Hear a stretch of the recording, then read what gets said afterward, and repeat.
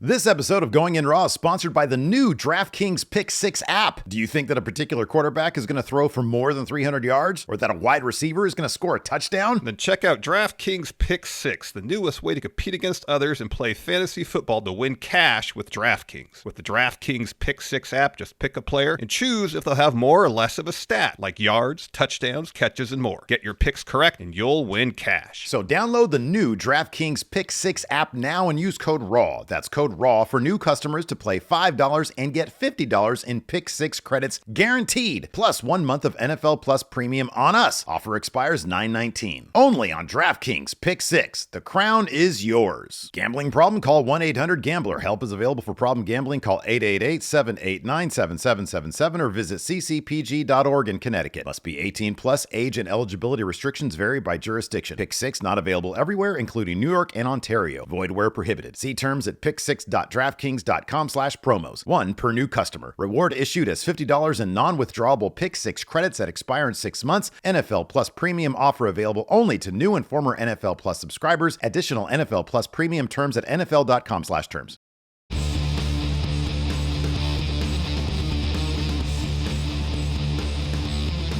Hey, Friendo, Steve here. Hey, Larson. Welcome back to Going In Raw Countout. On today's episode, in honor of AEW All Out, the finish to the main event, Hangman Adam Page versus Swerve Strickland, the syringe, the unprotected chair shot heard around the world internet wrestling community. Doesn't know what to do with their hands after that match, Larson. We're going to talk about the 10 most disturbing match finishes in pro wrestling history. Yeah, people were saying, did Hangman and Swerve go too far to finish their For some match? people on this list, maybe they didn't go far enough. There is one caveat I'd like to mention. There are matches out there that ended in actual real-life tragedy. And given that this list is for entertainment purposes, I'm talking about Hayabusa and the situation there. Yeah. Misawa, I think, passed in the ring. Yeah, during a match, yeah. Pero Aguayo as well. Obviously, look, we're a couple of clowns as Larson drinks whatever that Volt liquid is. Sorry, I'm thirsty. It looks like pee-pee after you've taken too many vitamins. You ever done that before? There's like a certain daily vitamin if you take too much. You're trying to give an important disclaimer here at the head of this episode. I know. Why am I doing and that? You're distracted by my beverage. I'm sorry. I'm just distracted in general. But you guys feel us. People have passed in the ring. People have been super injured in the ring. And we can't really have fun talking about that stuff. Pretty much everybody on this list, I think, was able to come back. I believe so. Okay, good. Woo. I was about to be made a liar. There was one I was thinking about, but I believe a year after the incident, and that particular wrestler was able to make a return. Okay, well, there you go. There you go. Anyways, let's go ahead and dive into this list, man. Let's do it. Number 10. 10. Brock Lesnar versus Randy Orton at SummerSlam 2016. So some of you might be thinking, I remember this match. What was so disturbing or messed up about it? You got to think about it within the context of WWE at the time, first and foremost. Yeah. We had the privilege of being at SummerSlam 2016 live in person, thanks to 2K, who was having an event for, I guess it'd be WWE 2K17, because it's always a year ahead of what the actual calendar year is. Yeah. And so part of that event was we got to go up in one of the luxury boxes at the Barclays Center in Brooklyn and watch SummerSlam. It was awesome. We got to see AJ Styles versus John Cena, Finn become the first Universal Champion, free hot dogs, free beer. It was a wonderful time. Didn't Stuttering Craig get us up there somehow? No, those were our seats. So anyways, it's a short match, not a very good match, the main event. Brock Lesnar versus Randy Orton. The reason why it's on here, given the context of what WWE was doing at the time, no blood. They really didn't make many efforts to make their matches seem like real fights. Very Mickey Mouse Land type stuff. It's basic WWE product they've been doing ever since they banned blood after Shawn Michaels and Chris Jericho in that one match. Right. Yeah. The end of this saw Brock Lesnar hitting some ground and pound on Randy Orton, and I guess it was arranged in advance that Brock would bust open Orton hard way via some direct elbow shots to the head. The idea being that Brock, I think he said, or it was reported, that he knew how to do it safely so it would break Randy's skin without hurting him. None of that got relayed backstage because Chris Jericho saw what happened, thought Brock was taking liberties with Randy Orton, and then went to confront Brock Lesnar backstage. You think Jericho went up to Brock and said, "Hi guys, hi guys." Randy, now, if you should have sat said, under the "Doesn't learning work for tree, me, brother," yeah, you would know that elbows directly to the skull will lead to cuts, lacerations, possible concussion. Yeah. Let me show you how to do a worked punch. When you go back and you watch like this, like especially like right after Brock has won the match via referee stoppage, you see just there's a lot of blood. There's a lot of blood. Like not as much as like, I mean, look, there's a couple notable exceptions in terms of blood excess. Eddie versus JBL, for example, is not on this list. That's a WWE match as well. But like the finishes to those matches, not really the finish is disturbing. After the match, apparently he went backstage and collapsed, but none of us got to see that. Yeah. None of us thankfully saw that. But yeah, this is one where like the actual finish to the match, it was just disturbing. Like Brock just, doing the whole, elbow to the forehead. 12 to 6 elbows. The top of it was horrible. Doing the ones where you do this. Yeah. Like and that. And you see Randy, he's just, this is the Viper. God, how can he drop an Arquette out of nowhere while getting his head split open? Can't. And we were there. We could have helped him, Steve. Listen, man. We were up there. Craig was nice enough to invite us up to his personal private suite. Not how it went at all, but continue with this this narrative you're spinning here. It was me, Craig, many strippers, and just tons of glizzies. That's what I remember. There were a lot of hot dogs, and there was a lot of beer. 12-inch glizzies as advertised, as Craig advertised it to us. Don't remember them being 12 inches. Didn't we walk up to the suite with him, though? There was a group of us that all went together. Don't you remember? We were on the... But was he in the group? Yes. Okay. We were talking to him on the bus. Yeah. To go across... Remember we crossed the street and he kicked a card? You remember that part? I don't remember that. What? You don't? No. That shit happened. That shit totally given happened. the lack of details you have correct to this juncture, I'm tentative to believe that actually happened. Smart move on your part. That was 8 years ago, by the way. That's crazy to think that was over 8 years ago. I know. That's nuts. Anyways, enough of this really bad reminiscing. Let's move on. And that was kind of the one softball, I think, in this batch. The rest, it gets pretty gnarly all of a sudden. I think given the context of when and where it happened, I mean, for WWE at that time, that was pretty disturbing. That was the intent, was to disturb the viewers. It let the audience down. The show ended with a collective groan. It was Bummer Slam. Everybody, it's always Bummer Slam with that.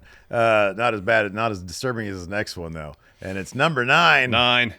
Terry Funk versus Sabu at ECW's Born to be Wired. Now, a lot of people remember this match for being the one where Sabu, it's this barbed wire match, right?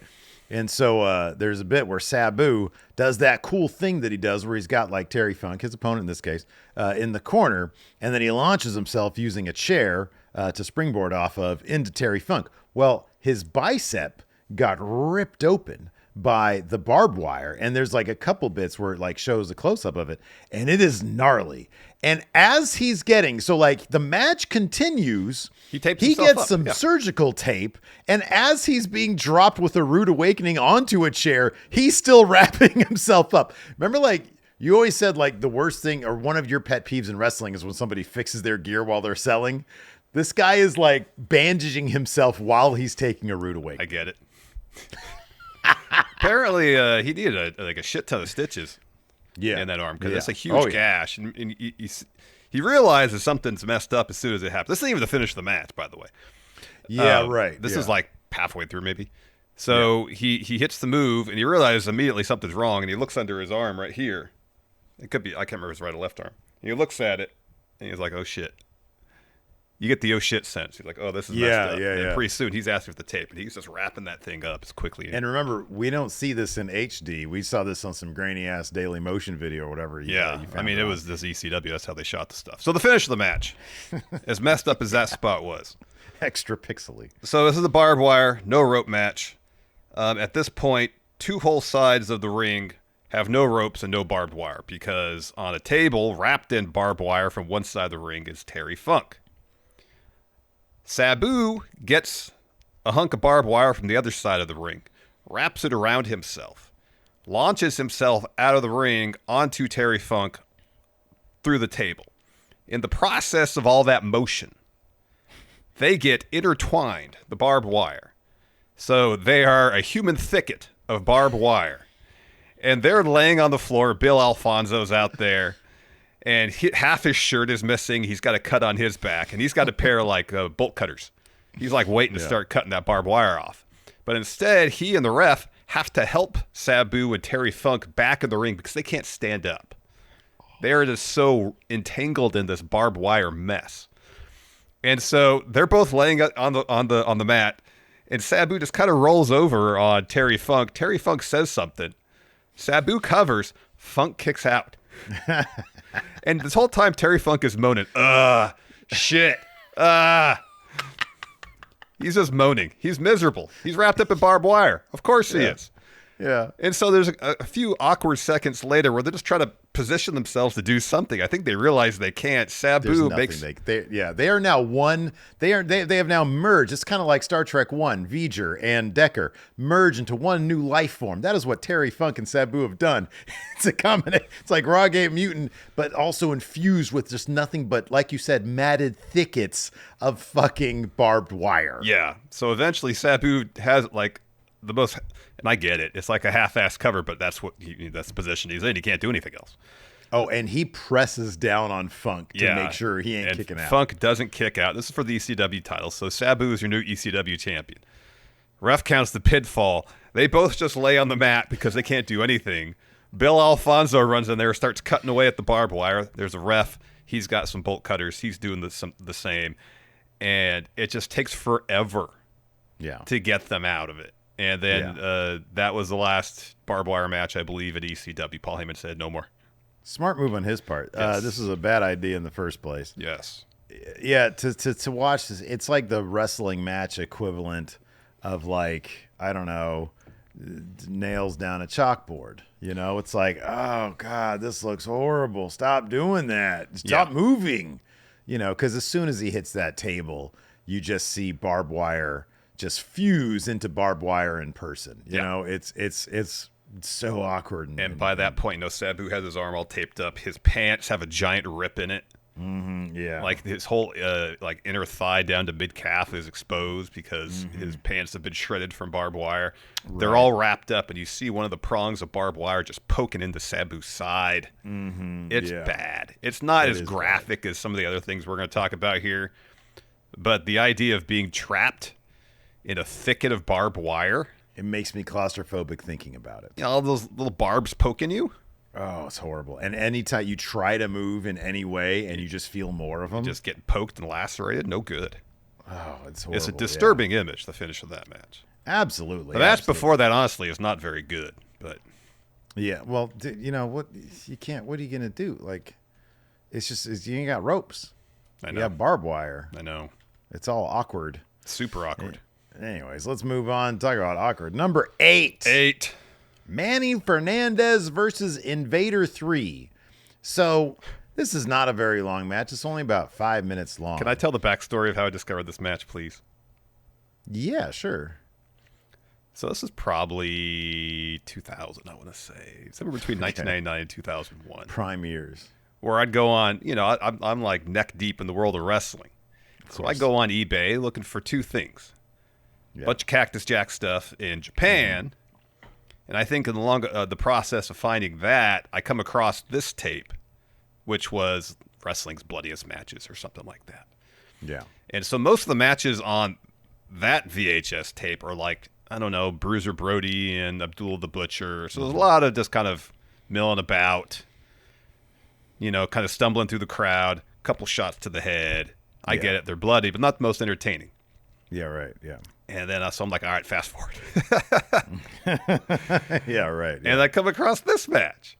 Yeah. And you see Manny Fernandez go up the top rope and dropping a knee on Invader 3's chest, and then just a fountain of blood starts spurting up from Invader 3's mouth. You're like, what the hell is this? And I show that one to everybody. I showed that bit to everybody in the house we were living in. Everybody came over. Hey, we want to see something gross? Watch this.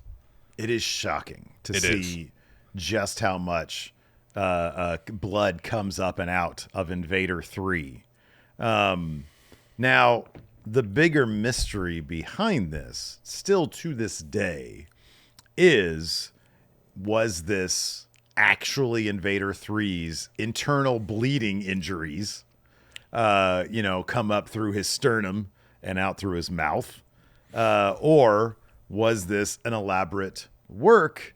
Some have suggested that Invader 3, neither Invader 3 nor Manny Fernandez, by the way, they both keep kayfabe on this. They both insist this is a shoot. But there had been proffered the theory that Invader 3 had ingested pig's blood and vodka in order to then, upon impact, regurgitate that in projectile fashion. I don't even know how that's possible, though. I don't know that that's possible.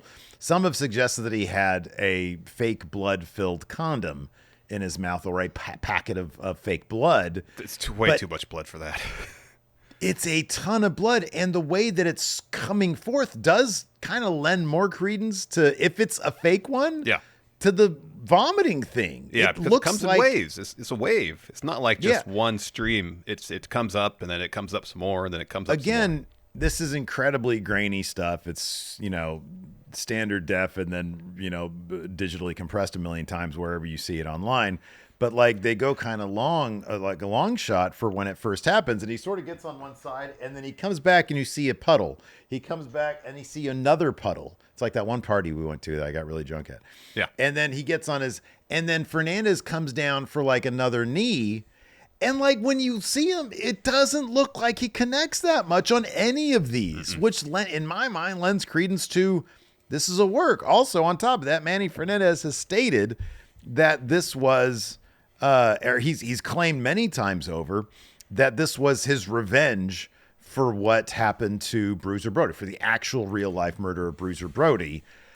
The caveat there is many people claim this match happened 2 months before that, and there's some evidence this was to suggest. May, and then Bruiser Brody was murdered in July of 1980. Manny Fernandez counters by saying no, it couldn't because I was in Japan at the time. But I think there's some evidence to suggest that it was in fact before Bruiser Brody's death. So it seems I think the like documented here, based on the link you had here from Pro Wrestling Stories, dates the match. This match. With Invader 3 on May 11th, 1988. And then there's like a weird explanation from, what's the name of Hugo Savinovich. Mm-hmm. And he is like, and I don't know, maybe some of it's lost in translation, but he's very much sort of towing the line, like the kayfabe line, like, oh, I cannot reveal how this happened.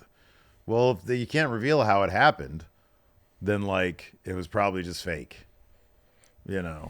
But then the idea is how. But it's a great visual. It's fantastic.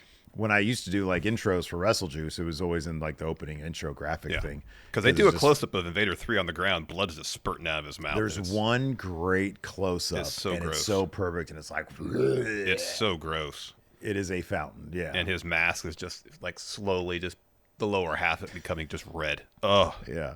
It's a killer visual. It really is. It really is. Yeah. Anyways, before we continue on to the next one, Larson, why don't we go ahead and pay some bills? Let's do it. Let's take a break here. Get word from the sponsor of today's episode, DraftKings Pick6. Steve, you know me. Yes. I'm a huge sports nerd, and I play a bunch of fantasy football, which means I really pay attention to matchups. I'll look at the schedule and think, you know what? I'm thinking this quarterback's going to throw for a bunch of yards against this team, or a certain wide receiver. You know what? They're likely to score a touchdown this week. Well, Larson, then you should check out DraftKings Pick6, the newest way to compete against others and play fantasy football to win cash with DraftKings. See, with the DraftKings Pick6 app, all you got to do is pick a player and choose if they'll have more or less of a stat like yards, touchdowns, catches, and more. Get your picks right, and you win cash again. So download the new DraftKings Pick6 app now and use code RAW. That's code RAW for new customers to play $5 and get $50 in Pick6 credits guaranteed. Plus, 1 month of NFL Plus Premium on us. Offer expires 9/19 only on DraftKings Pick6. The crown is yours. Gambling problem? Call 1-800-GAMBLER. Help is available for problem gambling. Call 888-789-7777 or visit ccpg.org in Connecticut. Must be 18 plus. Age and eligibility restrictions vary by jurisdiction. Pick6 not available everywhere, including New York and Ontario. Void where prohibited. See terms at pick6.draftkings.com/promos. One per new customer. Reward issued as $50 in non-withdrawable Pick6 credits that expire in 6 months. NFL Plus Premium offer available only to new and former NFL Plus subscribers. Add additional NFL Plus Premium terms at nfl.com/terms. All right, man, it's time to move on to number 7. Swerve Strickland versus Adam Page. Lights out cage match. All Out 2024. This is familiar because it just happened. It just happened. It was exceptionally effective in I think eliciting the response that I'm sure they were going to get. Like syringes being used in hardcore deathmatch wrestling goes back a long ways. We're going to talk about a match later on from 2009. They were using needles back then, hypodermic needles. Yeah. Syringes are nothing new in the world of hardcore deathmatch wrestling. Nope. I think it's probably the first time that we've seen a syringe employed in any sort of wrestling capacity. And one of the promotions that broadcast on cable TV. Yeah, I know this is on pay-per-view, but still. So in that respect, the first, and I'm sure people don't like needles. They don't like getting shots. They don't like getting blood drawn. Nope. The idea of getting stabbed in your mouth with a needle. Yeah. I understand. It's visceral. It's upsetting. Pretty gross. Yeah. Add to that what we know about the dangers of unprotected chair shots to the head. Yeah. Which, of course, Page hit Swerve with an unprotected chair shot to the head after employing the syringe. And the way they cut mid-chair shot to go to the wide shot so you don't get a clear look at it. And, of course, your mind will usually conjure up something far worse than what actually happened if left to your imagination. Now, if you see there's some fan shot footage from the venue of the chair shot, and on impact, that chair just pretty much breaks apart. Mm-hmm, yeah. It's barely held together. So seemingly they undid the hinges on the chair.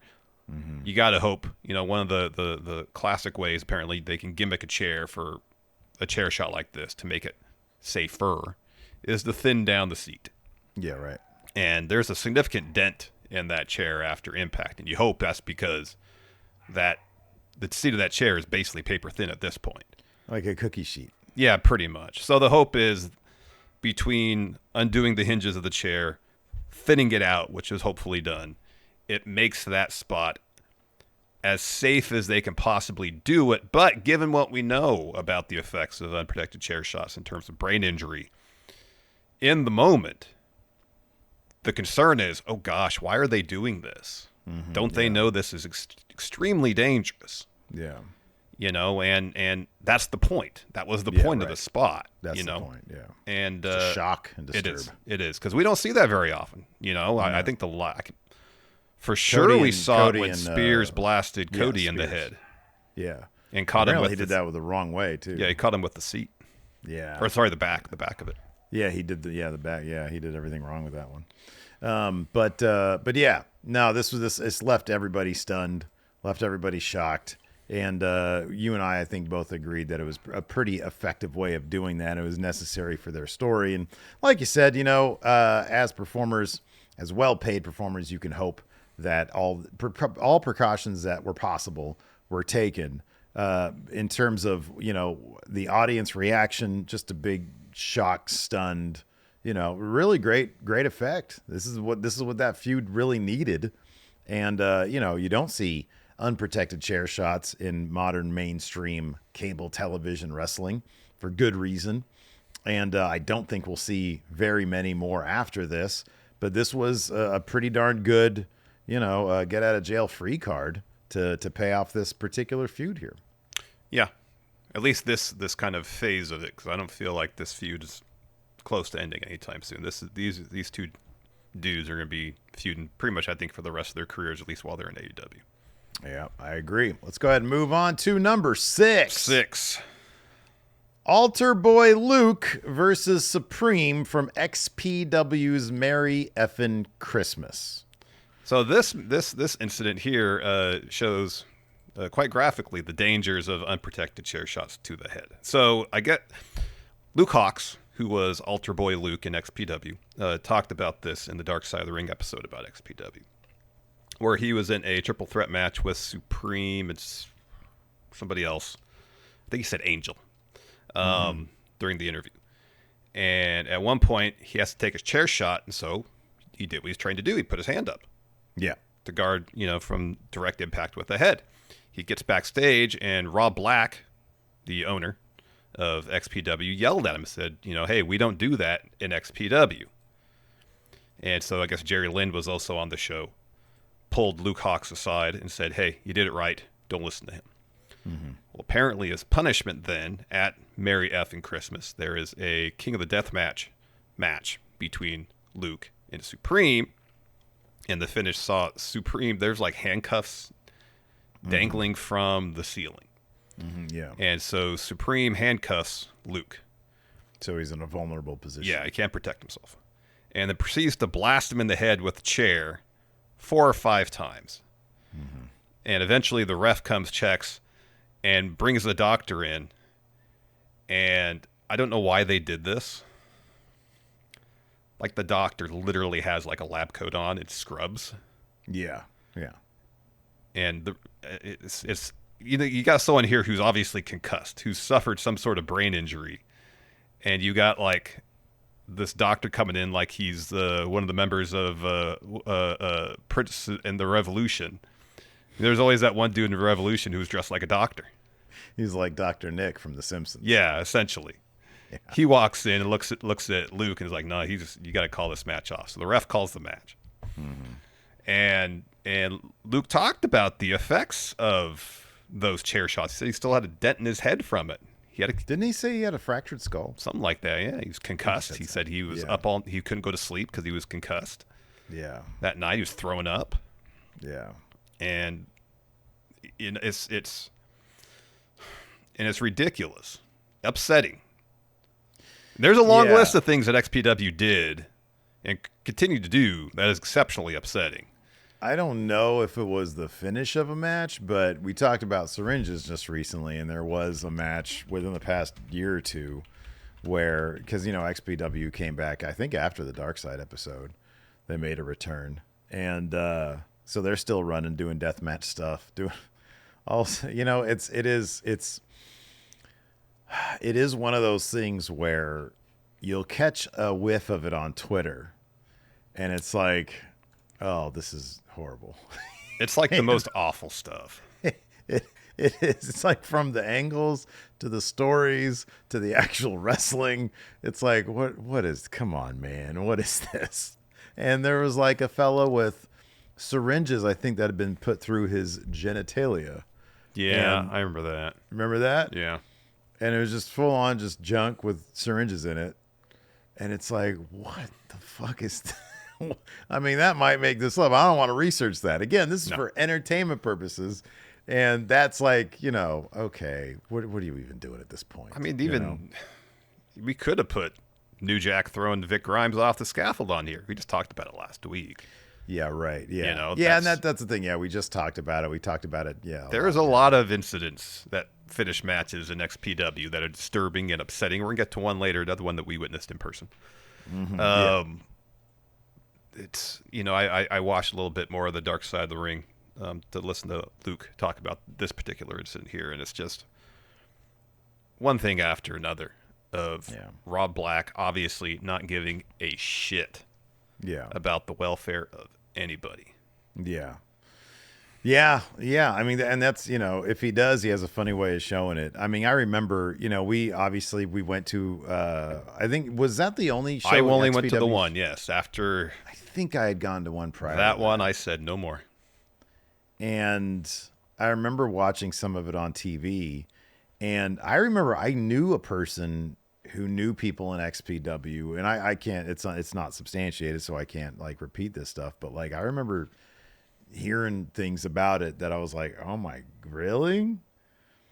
And it's just it's such a leaves a bad taste in your mouth when when you hear these things, and then when you see stuff, when you see how they treat their wrestlers, it's just it seems like bad news. Yeah. Not really stuff for me necessarily. No.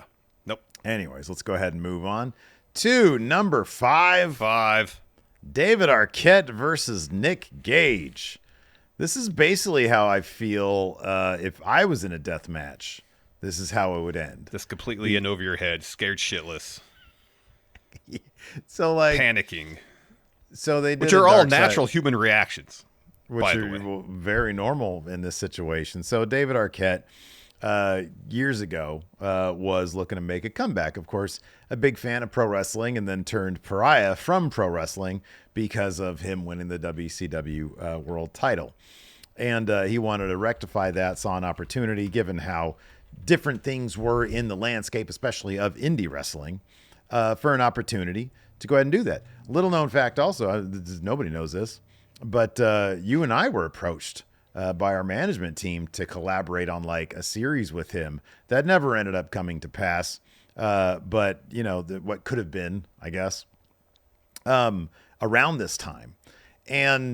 But he went on and he did this like documentary that I know a lot of people have seen. And I think we were in that, weren't we? Briefly. Yeah. We have a little clip in there. I watched it. We have a little clip. The documentary. Yeah. Yeah. And so, cause I remember in that one, we were in the video game one too. I was trying to remember, we've been in 2 documentaries. Yes. So anyways, he was looking to get back into wrestling, and he heard about Nick Gage, and he was like, I could have a match against this guy. Let's go ahead and take a look. So he takes Nick and Brett Lauderdale, CZW boss. I'm sorry, no, GCW. Out to dinner in Hollywood, and says, hey, let's go ahead and do this. I wanted to do that death match. Apparently, like, okay, sorry, I'll interject here real quick. I was watching the interview clip with Nick Gage did with Chris Van Vliet. Okay. And Nick says at that dinner, David Arquette's like, hey, I want to do something with fire. And Nick's like, nope, fire's unpredictable. No, we're not doing it. Oh, okay. Okay. Yeah.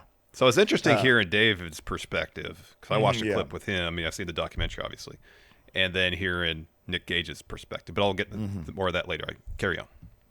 So David's like, look, just don't cut me on the face because I'm an actor.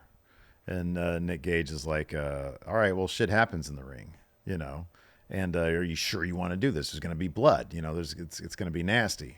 It's like, yeah, I want to do it. And then we get to the actual match.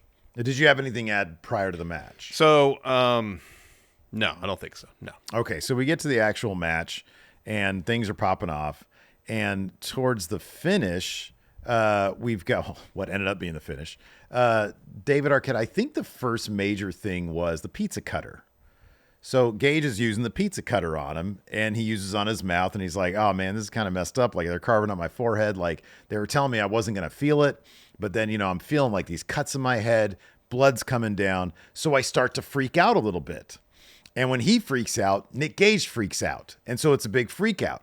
And so Nick Gage does a light tube spot where he crushes a light tube over his head, and then he starts taking it to he starts taking like a shard to his head, and along the scuffle, he gets cut. David Arquette gets cut in the throat or on the neck rather. Yeah. Gage says, I've seen enough of this stuff, and we're going to talk more about him and blood later on. He says, I've seen enough to understand he didn't get hit in the jugular. This was a nick, and it was bleeding, but it wasn't squirting. He was fine. It was okay. Well, Arquette doesn't know that. He's holding his neck. He's freaking out. And every time Gage tries to bring the match back, as soon as Arquette gets sort of locked up in something, he like shoves him away, throws him down eventually. And you see the crowd, it's dead. Our friend Jeff was in the crowd there. And it's like, I could only imagine he's holding his neck like this. So if you're in the crowd, like everybody knows that this is a bad thing. If there's blood right here and a guy's holding his neck, potentially very bad. He might bleed out. Yep. We might see a guy die, and that's not good. No.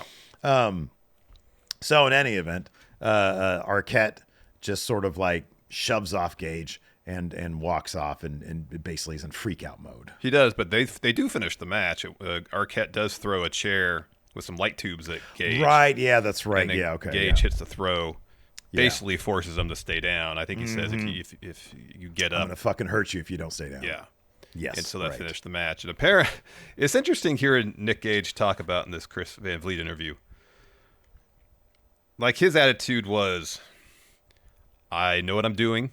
I'm a pro at this. Just relax. As if getting cut up with a pizza cutter is an everyday occurrence, you know. Just relax, stay calm, and it's going to be bloody, but you're not going to be injured. It might hurt, but you're not going to get injured. Yeah. And he just says, on the where he breaks the light tube over Arquette's head and starts to take it to his head, that Arquette kind of turns around and does a double leg takedown. The process of that's when he gets stabbed in the neck. Yeah, he starts going off script, basically. Yeah, and so that's what Nick Gage said. It's like, we laid it out. Just stick to how we laid it out. Relax, stay calm. Pretty much, I'll walk you through this safely. Yeah. And, you know, we'll get out of this the other side. But, you know, it's that kind of advice might work with somebody who has maybe a slight bit of experience in the hardcore world. But if someone's walking in with some kind of vague idea of what they're getting into, and they're realizing very early, this is not what I thought it was going to be in terms of the experience. I mean, that's tough. That's tough advice to kind of listen to and implement at the moment, because when you're in panic mode, someone says to you, hey, just relax and trust me. I get why David Arquette freaked out completely. Especially if you don't know the person well enough to trust, you know, in them. And you think, okay, well, this could go bad. He could take advantage of me. You know, Arquette's been around for a while as an actor, so who knows how many experiences he's had where people just straight up try to take advantage of him because of his celebrity. And he's thinking maybe this is one of those situations. Your mind probably goes all sorts of different places. Oh, yeah. In that case, if it was somebody it's the who flight or fight scenario, you know, and and at least Nick Gage. Sorry, go ahead.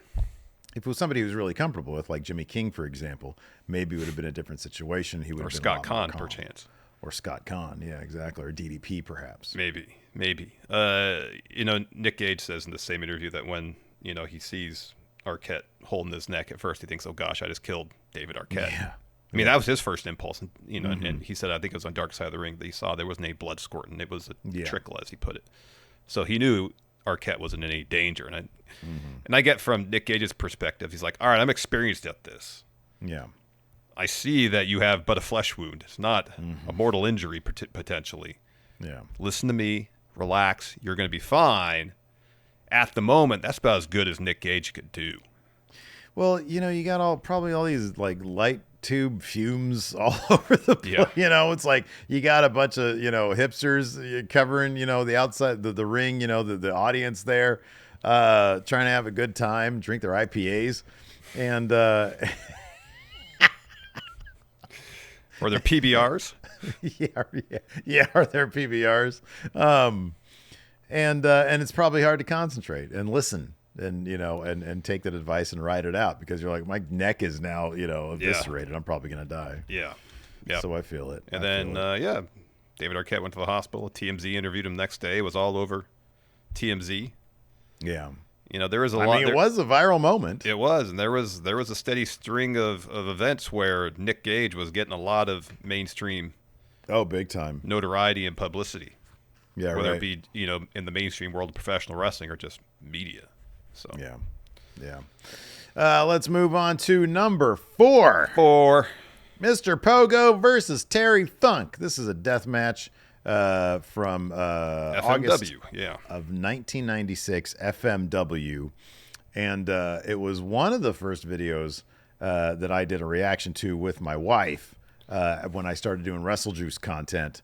And she was horrified by this. Is one of those matches where it's an exploding barbed wire death match. Yeah. And it finishes with, I guess, kind of a whimper, but a pretty disturbing one, because, you know, Terry Funk, this was during the phase where Terry Funk really liked to play with fire. And so they have like a standard awkward ass exploding barbed wire match. And towards what ended up being sort of the finish, it was cut early. but it was because there was kind of like an exploding platform on the outside of the ring, and Terry Funk goes up to Mr. Pogo with a thing of fire. It's a brand. Brand. And he blows like a fireball at him. And it hits Pogo in the face, and he awkwardly lands. Well, apparently the barbed wire sort of pushed up and gave resistance in his like head and neck area and pushed his neck back, and he broke his neck on the way down. So he's just, and then when he lands, just explosions. So he's just laying there. He can't move even if he wanted to.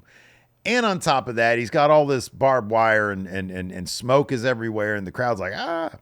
Well, Terry Funk gets out of the ring, and Sancho Penguin walks over to him, and he's like, he still has the lit brand, and he's just trying to poke at him and get a response. He's like poking at him, and this dude ain't moving. So they just call the match. Yeah. Because Mr. Pogo's he's just there with a broken neck. He can't do anything. Yeah. But 7 months later, Mr. Pogo was back wrestling. Not even that. That Was it happened in less than 7 August. He was months? back in December 11th, 1996. Oh my God. 4 months Wow. later, he was back. Wow. Jeez. Okay. That was his So last it was- match in FMW, and then it wasn't till July of 97 where he came back again. Oh, okay. Okay. All right. He ended up wrestling until 2016. Yeah. Yeah. He didn't pass until I think 2017, right? Or did he pass in 2016? Because I know he did. 2017. He did pass. Yeah. But yeah, having that particular broken neck, there's all sorts of different broken necks you can have. Yeah. Of varying severities. But yeah, like it's when you understand what happens there, it's pretty horrific. But also, knowing that the guy came back by December, and he lived another 20 years. Yeah. Yeah. It's not that bad. But it's still a pretty disturbing finish. It 'cause Terry is. Funk Like when you is see trying to do stuff. when you see the bump, because he just falls like, stomach first, face first, Yeah. whatever, into the mass of wood and barbed wire and explosives. The bump itself doesn't look like Right. anything out of the ordinary per se, but just how he landed led to the injury, and he's just laying there. And they eventually get him on. I watched the further on past the match after Terry Funk eventually leaves. They do eventually get Mr. Pogo on a stretcher. Yeah, right. And get him out of there. So, well, at some point they got to get him out. well, yeah. Let's move on to number 3. 3. Mankind versus The Rock. I Quit match at the Royal Rumble 1999. You guys know what match this is. What was it, 11 chair shots to the Correct. head? I was about to quiz you on that. 11 is correct. 11 unprotected boy. chair shots to the head. Of course, this is where The Rock handcuffed Mick Foley's hands behind his back and proceeded to put, like a 2-inch gash in his forehead via 11 chair shots. This is all documented and beyond the mat. Right, yeah. And, Mick Foley's family is there ringside watching this all happen. I remember watching this in my parents' house, I believe, and just horrified at this the unrelenting chair shots to Mick Foley's head. It's it's super disturbing. It is. Even back then, like, granted, I didn't know what CTE was. Yeah. But just common sense would tell you that's going to do real bad damage. That's going to lead to brain damage. Long term, this is not good. Because I remember watching it as well, and I don't know if I watched it at your house or where I watched it. Probably your house if you had it. And just understanding this is terrible. This isn't good. And yeah, the sad thing is, like, after the fact, like, even backstage, like back in 99, they knew this probably shouldn't have happened. He ended up going to the hospital. I think wasn't it a thing where, like, he was kind of pissed off because The Rock didn't check on him afterwards or something? That's what happened in the movie. Yeah. Yeah. So yeah, it was one of those things where it's like, you guys don't need to be doing this. You don't, because wasn't Mankind's hands where he was like handcuffed, wasn't he? Yeah, he was. Yeah. And it was an I Yeah, Quit that match, was a so rough one. he's after all those chair shots, he's knocked out. And so earlier on Sunday Night Heat, he's doing a promo, and he shouts "I quit," and so they just run that audio. Right. That was kind of the. It was such a lame finish. It was too. a really lame finish. Yeah. They just played back that audio as if Mankind was actually saying it live in the arena. Therefore, Rock wins. And the whole idea being, of course, Mick Foley is not ever going to say I quit to The Rock as long as he is conscious. Yeah. You know, and of course, in an I quit match, if you're knocked out, that doesn't count as quitting. Right. Yeah. You actually have to verbally say weird. I quit. Like if your body quits, then that should be good enough. Yeah, I kind of feel that way because, you know, passing out is akin to submitting at a standard match. Yeah, right. Yeah, exactly. Yeah. If you pass out, you lose. Yeah. That's your body saying I quit. So why is that the same in an I quit match? Ends. Match just never ends, I guess. I guess so. Anyways, let's move on to number 2. Oh, number 2. Supreme versus Kid Chaos. XPW from XPW Rapture, July 7th, 2001. Again, this is I think, second one on this list that we were actually there. We were actually there for, and I do not consider being at this show live in attendance as a privilege. Right. More of a trauma. Very much so. Yeah.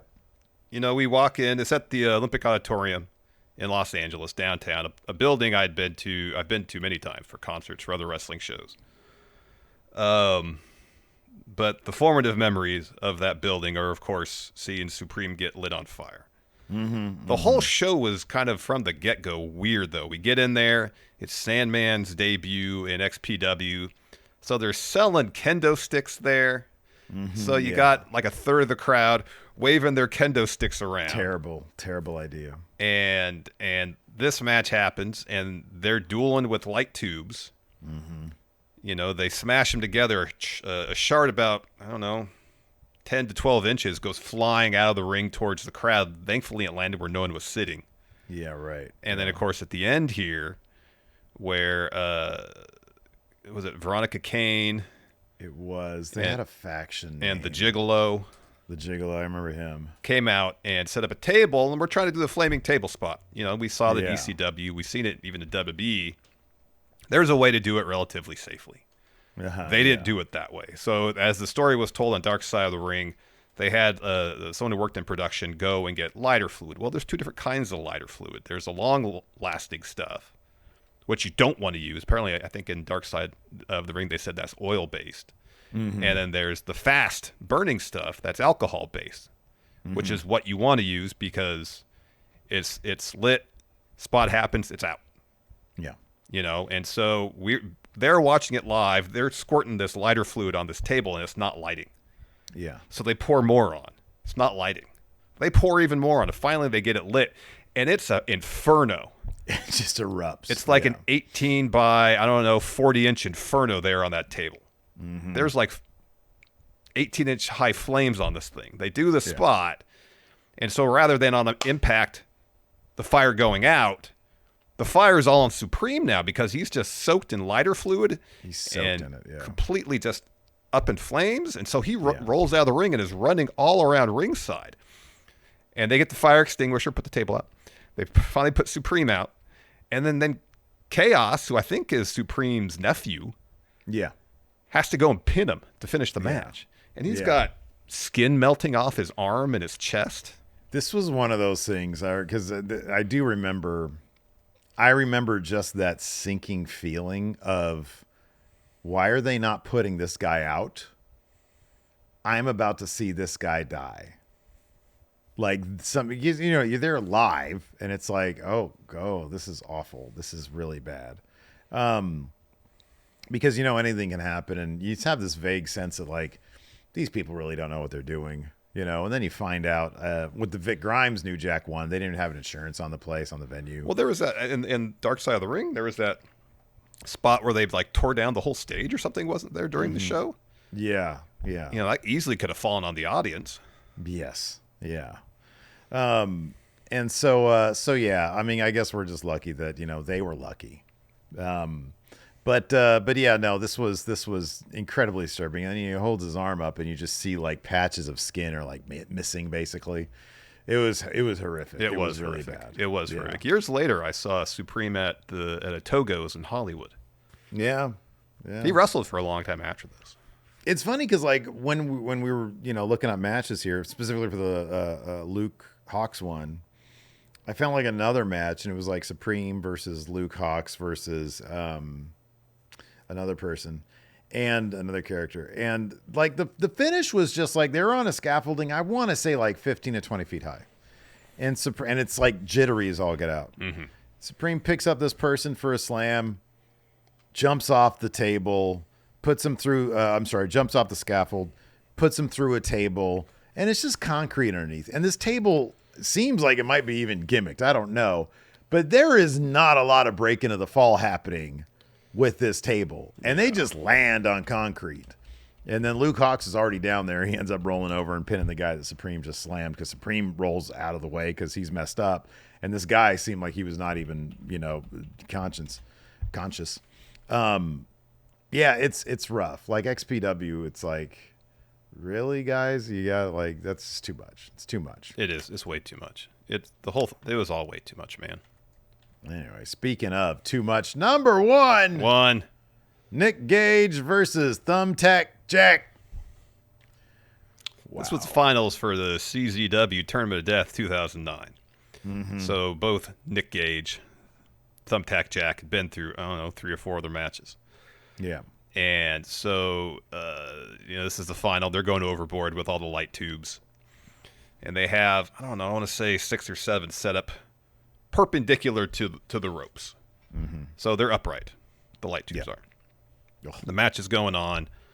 Jack sends Nick Gage towards the light tubes. He tumbles out of the ring going through the light tubes. And in the process, a shard of light tube stabs him in his armpit. Mm-hmm. There's apparently some major arteries in this region of the body. It's just instant. And he's wearing like a Jordan jersey from Jordan's rookie year. Yeah. And it's just instantly soaked with blood. And he's looking at it. That's, for me, it's always one of the most disturbing things about any significant injury, whether it's wrestling or otherwise, when the person realizes that something's messed up and they look at it and they have that look on their face, oh shit, this is because bad. He leaves immediately. Yeah. So he looks at it and you just see how much blood immediately there is. It is a ton. And a guy rolls up behind him and like grabs a towel and tries to start jamming it up into the wound. Yeah, to compress it, to try to stop the bleeding. So apparently he goes backstage and there's a nurse that had worked these CZW shows forever. Mm-hmm. And she's like, you can't go back out there. And Nick was like, no, just take me back up. I'll go finish the match. And so while that's happening, Thumbtack Jack is out there just kind of having a fit. He's just throwing around light tubes and panes of glass. John Moxley comes out to the ring. They start brawling. Yeah. And then DJ Hyde and Sami Callihan join in.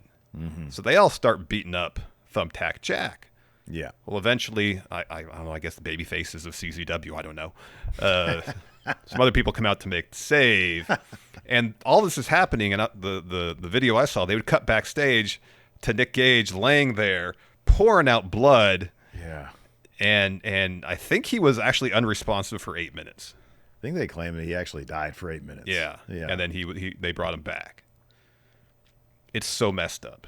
It is super disturbing. It is super disturbing. And by the time Thumbtack Jack and friends get rid of Mox and Callahan and DJ Hyde, there has to be. It looks like there's 200 crushed up light tubes in the rings in the ringside area. Mm-hmm, yeah.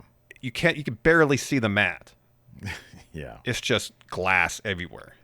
Yeah. And Moxley's just running out in a pair of shorts. He's all skinny. I mean, I imagine it's a situation where that happened. Nick Gage goes backstage. He realizes it's bad. And they're like, all right, Mox, get out there and send some people out there, have a big scrum. Do something. Maybe we can patch Nick up in time to finish the match or something, Yeah. Because it's just mayhem. You see young Mox, young Sami Callihan out there.